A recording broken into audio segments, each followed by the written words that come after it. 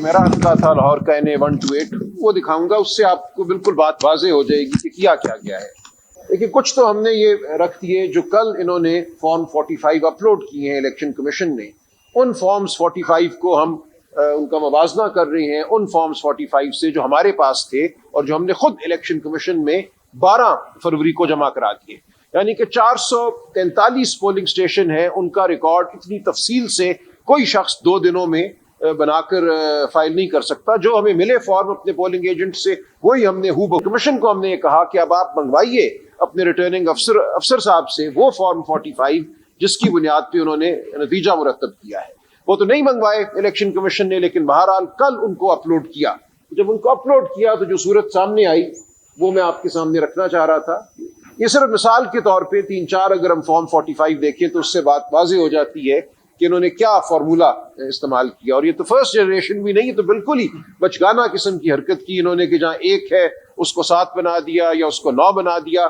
और उसका नतीजा ये हुआ, जब ये आएंगे तो आप देख लेंगे कि हमने फॉर्म 48 भी जो इलेक्शन कमीशन ने कल शाया किया अपनी वेबसाइट पे, फॉर्म 48 ये होते हैं हर पोलिंग स्टेशन का जो नतीजा है वो उसके अंदर लिखा हुआ होता है, हर पोलिंग स्टेशन का। ओवरऑल रिजल्ट तो फॉर्म 49 में होते हैं, लेकिन 48 में हर पोलिंग स्टेशन का आते हैं। जब आप पोलिंग स्टेशन के हिसाब से चलते हैं तो आप ये देखेंगे कि हर वो पोलिंग स्टेशन जिसपे इन्होंने मेरे मद्दे मुकाबिल को दूसरे शख्स को जितवाया है, वहां पे टर्न आउट 80-85% हो गया है। क्योंकि उन्होंने यही किया ना, जहां 173 था उसको 973 कर दिया। जब 800 वोट उस पोलिंग स्टेशन में सिर्फ एक कलम की जुम्बिश से डाले तो टर्न आउट जो था उस पोलिंग स्टेशन का, अगर हकीकतन वो 36% था या 40% था, तो एकदम छलांग मार के वो 86% हो गया।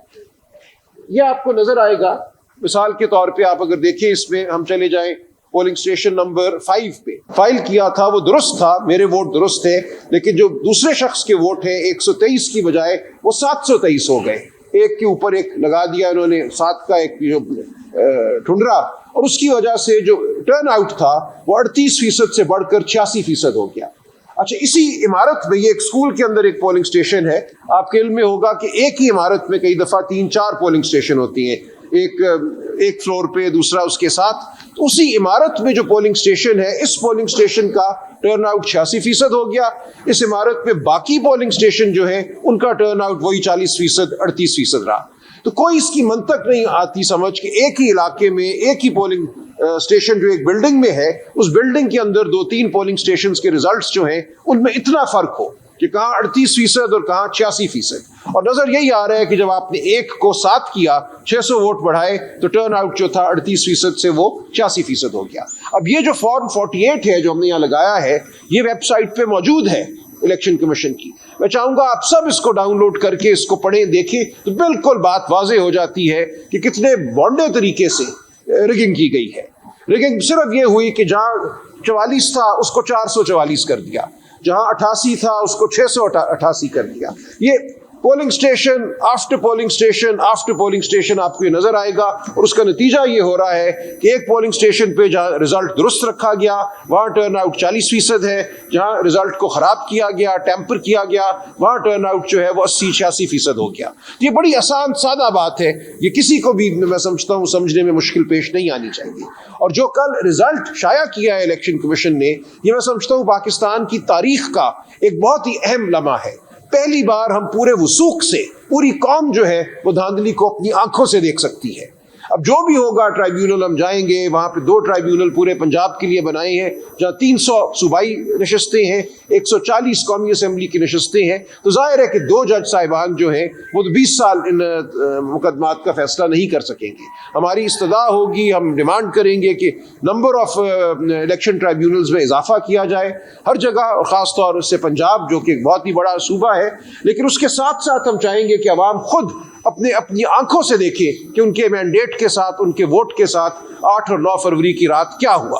8 फरवरी जब पोलिंग खत्म होती है तो हमें फॉर्म 45 मिल जाते हैं। और ये इलेक्शन इस हवाले से भी बिल्कुल मुनफरिद था कि इस बार पहली दफ़ा हमने अपने पोलिंग एजेंट्स को बहुत तरबियत दी थी कि फॉर्म 45 लेकर आना है। इससे पहले किसी इलेक्शन में इस तरह इतनी बड़ी तादाद में पोलिंग एजेंट साहिबान जो हैं या मोहतरमा, वो फॉर्म 45 लेकर नहीं आए थे। اس دفعہ ایک بہت بڑا ذخیرہ جو ہے ہمارے ہاتھ میں موجود تھا. اس ذخیرے کا موازنہ اب ہم ان فارمز 45 سے کر سکتے ہیں جو کل الیکشن کمیشن نے شائع کیے, اور اس میں نظر یہی آتا ہے کہ میرے ووٹ تو تقریباً وہی ہیں جو میرے فارم 45 میں ہیں. باقی جو کینڈیڈیٹس تھے جماعت اسلامی کے, ٹی ایل پی کے, ان سب کے ووٹ بھی وہی کے وہی ہیں. صرف ایک شخص ہے جس کے ووٹ جو ہے 127 سے 727 ہو جاتی ہے یا 927 ہو جاتی ہے.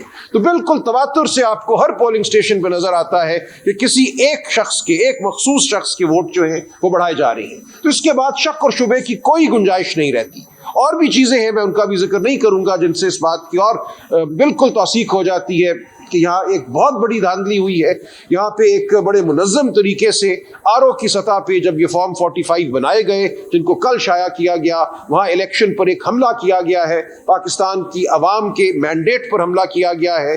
آئندہ اگر جمہوریت نے اس ملک میں قائم رہنا ہے تو اس حملے کو ہم نے پسپا کرنا ہے. ہم نے بتانا ہے قوم کو, اور ہم نے بتانا ہے ہر ادارے کو کس طرح یہ ملک نہیں چل سکتا. اس طرح یہ ملک جو ہے اس میں اقتدار کی جو ٹرانسفر ہے وہ ایسے نہیں ہوگی کہ آپ آر او صاحبان کے ذریعے کوئی رزلٹ مرتب کرائیں اور کہ فلاں جیت گیا اور فلاں ہار گیا. یہ اب آئندہ نہیں ہوگا, ہم اس کو نہیں ہونے دیں گے. اسی لیے ہم آپ کے سامنے حاضر ہوئے ہیں. اس کے لیے ہم ہر طرح کی جد و جہد کریں گے, قانونی جد و جہد کریں گے, پارلیمان میں جد و جہد کریں گے, اور عوام میں جا کر جد و جہد